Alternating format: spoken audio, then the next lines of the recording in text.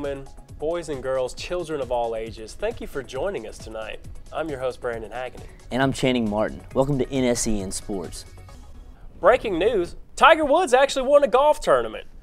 Former #1 in the world, Tiger Woods regains his place on top of the PGA World for the week. Woods won the Arnold Palmer Invitational Sunday by 5 strokes. It was his first win since November of 2009. It was Woods' first official PGA Tour win since September 2009.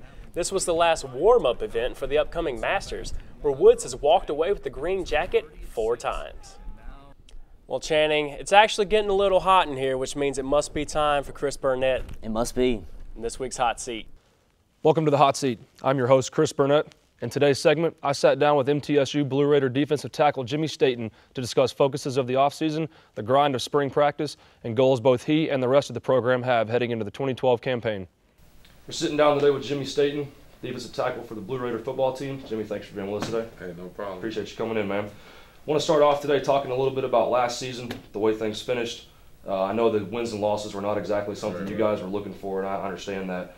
Let's talk about some areas that you think coming out of the season you guys need to work on heading into the offseason, heading into spring practice. What are some things you guys need to do? You know, I think we need to work getting faster, you know, defense especially getting faster, you know, being set when the ball's ready to play. Basically just coming together as a team, playing with unity. You know, I don't feel like we had that last year, and this year I think we'll do a much better job. Talk a little bit about the workouts that you guys went through in the weight room and I know the conditioning on the field. Well, as a lot of people know, we have Coach Spray as our new weightlifting coach, and he's really working us in there. None of the workouts, you don't come out, you're like in full sweat. So they went pretty well, pretty intense. Yeah. Absolutely. Now coming out of the weight room into the conditioning, as we know, there's 3 weeks of what's called mat drills. Right. Some people at home are not going to understand exactly what that is. Describe to us what the mat drill experience is like for a college football player. Mat drills, getting up 4:45 in the morning, got to be there at 5:30, and then they run you through a rigorous workout. But, you know, it makes you better. You know, you have to call your teammates, make sure they're accountable, make sure they're up awake, because you don't want to go through another day of it right after the day you did it.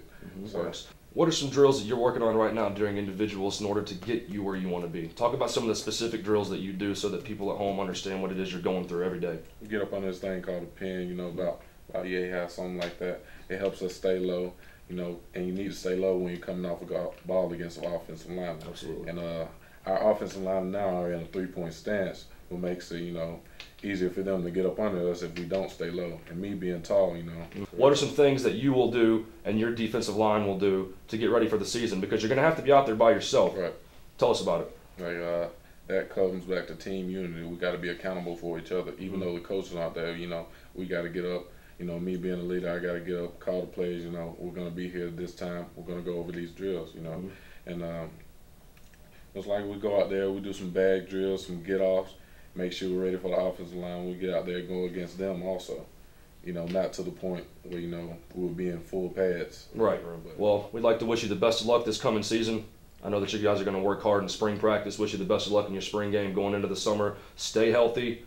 Don't get injured out there. I know we're going to need you guys, especially you out there. We're looking forward to you being a leader and being on the field. I'd like to thank you for being with us today, and we appreciate it. Yeah, no problem. Absolutely, man. Thank you. Best of luck to you. Thank you. I want to thank Jimmy once again for taking the time to speak with me. I wish both him and the rest of the Blue Raider football program the best of luck as they finish spring and head into summer workouts before gearing up for fall camp. I'm Chris Burnett. Now back to you guys. Thanks, Chris.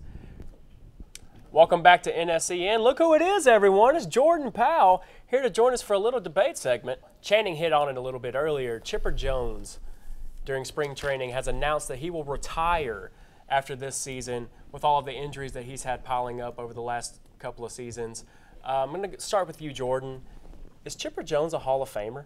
Absolutely. He is a first-class player in every respect. He, as he mentioned earlier, he has like 1,500 or 15,000 RBI. Is that 1,500. Is it 1,500? Mm-hmm. Okay. For some reason, I thought it was more absurd than that. But he is a first-class player. The Braves are built around him. I feel that he is their rock on the team. Exactly. He's sort of like their Derek Jeter. Right. Absolutely. What about you, Chen? When you think of the Braves in the 90s, you think of TBS, and everybody around the nation got to check out Braves baseball. Yeah. and we had amazing pitching staffs, but what's the common denominator of the 14 straight division titles? It's simply Chipper Jones. I mean, with a career 300-plus hitter, 46 home run shy of 500, which is the staple in baseball for the Hall of Fame. In baseball, it has the most prestigious Hall of Fame of any sport. So I think Chipper's the first ballot Hall of Famer, which means that 5 years after he retires, I think he'll have at least 80% of the vote to go to the Hall of Fame. Chipper led the Braves to a World Series championship, 5 appearances. I mean, and he's a switch hitter, arguably the second best switch hitter of all time behind Mickey Mantle. Right.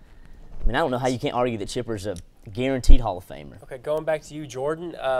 With him playing in the steroid era, you've seen writers not voting in guys that they were suspected steroid users. Right. Do you think that Chipper Jones, having not ever had those suspicions about him, that helps his case?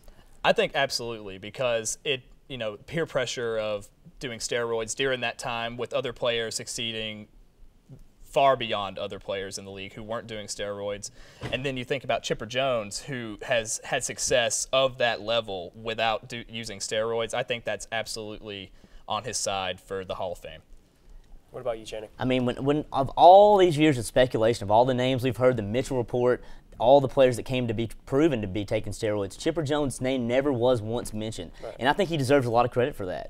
Because that sends a good message to the kids growing up that you don't have to take steroids to be successful in professional athletics. So, Chipper Jones has been a role model. He's always been a class act. You never hear him getting in trouble off the field.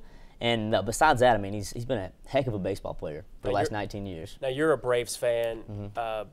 Obviously, Chipper steps out. Do you think he steps into a coaching role, maybe a front office gig with the Braves as soon as he retires? Maybe. He kind of has that personality like Bobby Cox, that laid-back country personality. He's kind of quiet, though, so maybe that's not his cup of tea. I could see Chipper on a farm hunting somewhere down in South Georgia in the near future.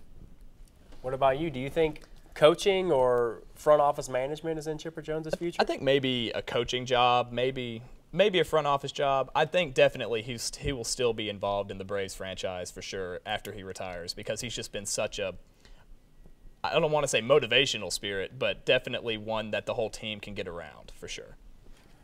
Well, definitely. One thing that you can say about the Atlanta Braves is that they take care of their own. You see Bobby Cox still around, all of these guys still around. So I would expect Chipper Jones to be the same way. So my thank you to Jordan Powell from Fantasy Zone. Great debate segment, and we'll be right back with more NSEN right after this. Slow down. Slow down and move over. And move over.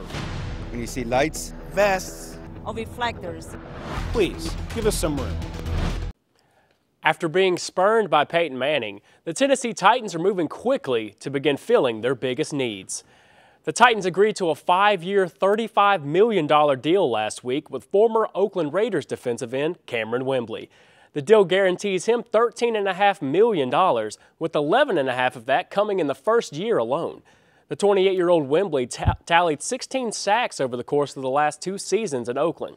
His signing should help boost the Titans' sack total, which was 31st in the league last season at just 28. ProFootballTalk.com had Wembley listed as the 5th best free agent in this year's class. A stunning loss for the United States men's under-23 national soccer team now has their Olympic dreams in peril. The Americans were shocked by Canada 2-0 on Saturday at LP Field in Nashville in the CONCACAF Men's Olympic Qualifying Tournament. Donnell Henry and Lucas Cavallini each scored goals for Canada, who beat the United States for the first time since 1992. The U.S. had a seemingly easy road to the Olympics after a 6-0 drubbing of Cuba last Tuesday. Now they must defeat El Salvador on Tuesday to advance to the semifinals of the tournament, where the winners will then qualify for the Olympics.